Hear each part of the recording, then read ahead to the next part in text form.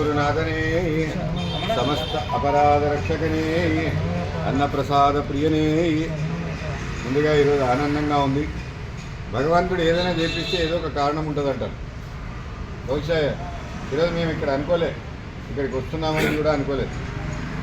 పొద్దున్న ఫోన్ చేస్తే ప్రేమ్ దగ్గరికి వెళ్ళి ఫోన్ వచ్చింది. ఈరోజు ఎప్పుడు రాని ఫోన్ ఆయన దగ్గరికి వెళ్ళి వచ్చింది. గురుస్వామి ఎక్కడైనా పోదామా, ఈరోజు ఎక్కడ పోవాలి అంటే మేము కూడా ఎక్కడైనా పోవాలంటే ముందు లక్కీ లెటర్ వేసుకున్నట్టు ఉంటుంది. ఏడపోతే ఏమంటారు, ఆడపోతే ఈడెందుకు రాలేదంటారు, ఈడపోతే ఆడెందుకు పోలేదంటారు. ఎక్కడ పోవాలి దేవుడా అని చెప్పేది. ఎందుకంటే 11 సంవత్సరాల క్రితం ఒక 5 కిలోల పులిహోరతో ప్రారంభమైన మా ప్రయాణం ఈరోజు 25,000 మందికి అన్నం పెడుతున్నామంటే దీని వెనకాల ఎంత నమ్మకం ఉంది, ఎంత భక్తి ఉంది, ఎంత వెనకాల ప్రతి ఒక్క వ్యక్తి యొక్క శ్రమ ఉంది. భగవంతుడు ఆశీస్సులు లేదే మనం చేయలేము. అఖిల భారత అయ్యప్ప దీక్షా ప్రచార సమితి ఇంత కార్యక్రమం 11 సంవత్సరాలు చేయగలిగిందంటే దీని వెనకాల ఉన్న శక్తి ఎవరంటే ప్రతి ఒక్క వ్యక్తులు, కుటుంబ సభ్యులు.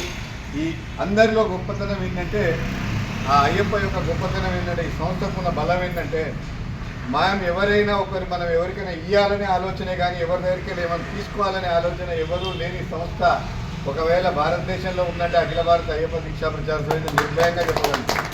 ఎందుకంటే దీంట్లో ఎవరు వచ్చినా కూడా ఖర్చే ఉంది కానీ ఆదాయం లేదు. ఎందుకంటే ఆదాయం లేని చోట ఎవరు రారు, ఖర్చు ఉన్న చోట ఎవరైనా రావాలంటే ఏం లేదు. కానీ అన్ని కార్యక్రమాలు 1 కాదు 2 కాదు, ఈరోజు మేము ఎన్నో కార్యక్రమాలు చేస్తున్నాం. చెప్పుకుంటూ పోతే ఈరోజు మొత్తం అంతా రాత్రి దాకా ఇక్కడే సరిపోతుంది. అన్ని కార్యక్రమాలు చేస్తున్నాం. అయినా కూడా ప్రతి కార్యక్రమం కార్యక్రమాలకే పోటీతత్వంగా జరుగుతున్నాయి. అలాంటి కార్యక్రమాలు జరుగుతున్నాయి మన దగ్గర. బుధవారం భజన అంటున్నాం, అమాస రాగానే అన్నప్రసాదం అంటున్నాం, ఉత్తరా నక్షత్రం రాగానే నీగానమే నా ప్రాణం అంటున్నాం, అఖండ భజన అంటున్నాం. మళ్ళా మే నెలలో చివరి బుధవారం బహుశా మనమంతా కూడా ఈ శివాలయం నుంచే ప్రారంభించినాం మనం.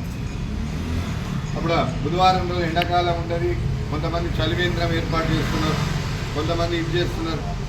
వీళ్ళే స్వామి అన్నదానం వాళ్ళు అందరూ చలివేంద్రము, మజ్జిగ కేంద్రము, అంబరి కేంద్రము, ఇలా అనేక చోట్ల మనం చేస్తూ వస్తున్నాం.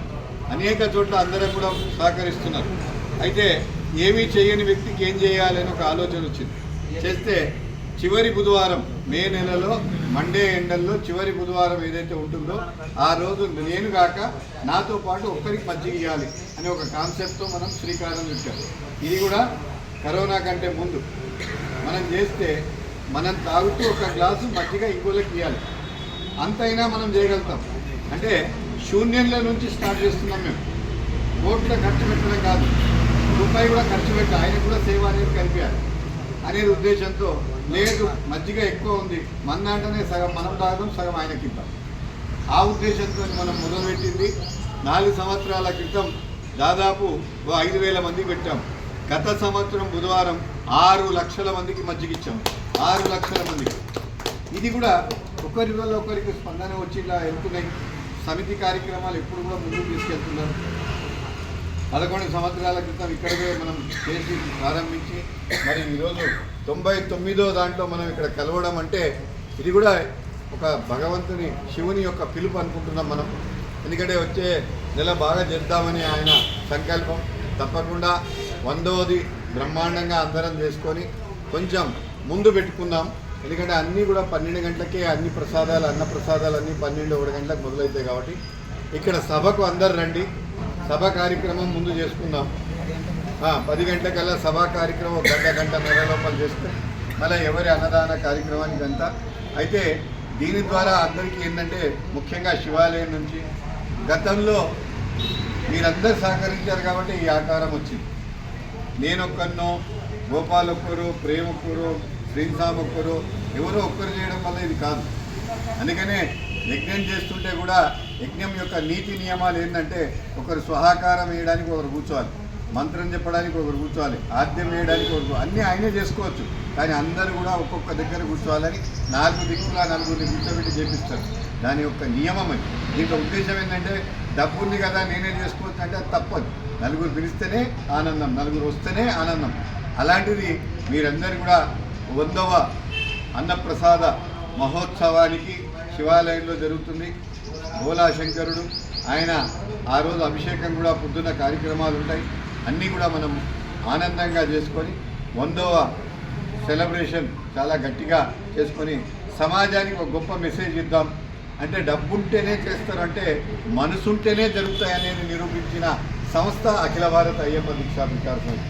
అందుకని అనేక కార్యక్రమాల్లో ముందుకు రావాలని కోరుకుంటూ ఈ అవకాశం ఇచ్చిన మాకు అఖిల భారత అయ్యప్ప దీక్షా ప్రచార సమితి గతంలో స్వామి అధ్యక్షుడిగా ఉండి అనేక కార్యక్రమాలు చేశాం. వారికి ఇప్పుడు గౌరవ అధ్యక్షులుగా చేశాం. ఎక్స్ కాదు మైనస్ కాదు, అఖిల భారత అయ్యప్ప దీక్షా ప్రచార సమితిలో రావడం ఎంట్రీనే ఉంటుంది కానీ పోవడం అనేది ఏముండదు. రావడమే ఒకటే టైప్ ఉంటుంది. అందుకోసం అని చెప్పేసి ఈరోజు 99 మరి భగవంతుడు ఎందుకు పిలిపించాడో 100వది ఆయన ఘనంగా చేయాలని, మరి ఆ 100వ కార్యక్రమంలో ఇంత ఘనంగా చేసేటప్పుడు మళ్ళీ ఆయన నాకు మాట్లాడే సమయం కూడా దొరకొద్దు, అంత బిజీ ఆయన కావాలి, అనుకున్న జనాలందరూ ఇక్కడ రావాలి అని ఆశిస్తూ ఇంత కార్యక్రమం 99 దాకా ఇంత ఆనందంగా చేసినందుకు స్వామి ఒక్క నిమిషం చేసినందుకు ధన్యవాదాలు తెలుపుకుంటూ ఈరోజు జాతీయ విభాగం ద్వారా ఆయనకు ఒక చిరు గౌరవ సత్కారాన్ని స్వీకరించవలసిందిగా కోరుతున్నాం. స్వామియే శరణమయ్యప్ప.